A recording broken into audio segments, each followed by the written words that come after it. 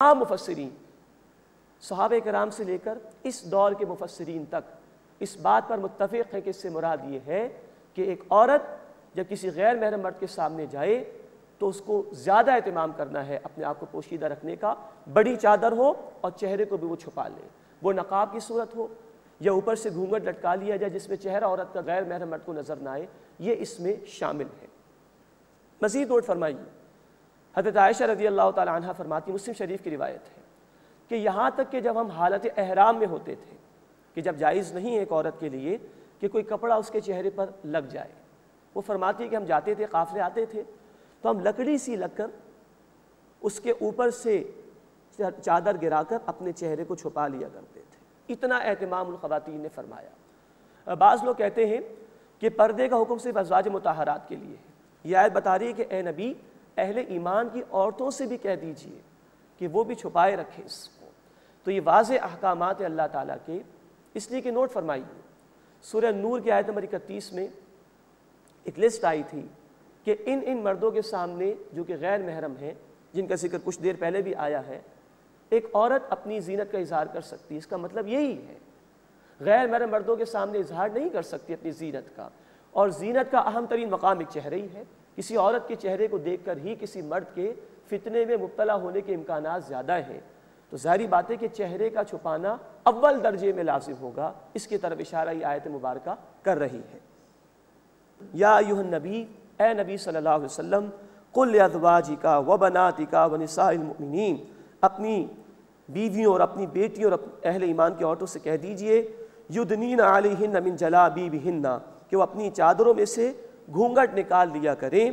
ذالک ادنی ان یعرفن، یہ اس سے زیادہ قریب تر ہے کہ وہ پہچان لی جائیں، فلا یؤذین، تو انہیں ستایا نہ جائے۔ معلوم ہے کہ شریف زادیاں ہیں، اعلیٰ اخلاق کے حامل ہیں، معاذ اللہ کوئی بری کردار کی عورتیں نہیں ہیں۔ اللہ تعالیٰ ہر مومن عورت کو یہ مقام دینا چاہتا ہے کہ وہ شرم و حیا اور عفت اس کا پیکر بن جائے۔ دیکھیے عیسائیوں کے ہاں وہ عورتیں جن کو نن کہا جاتا ہے، جو اسکارف پہنتی ہیں، پورا لباس اختیار کرتی ہیں، اپنے آپ کو وقف کر دیتی ہیں ان کے مذہب کی خدمت کے لیے، انسانیت کی خدمت کے لیے،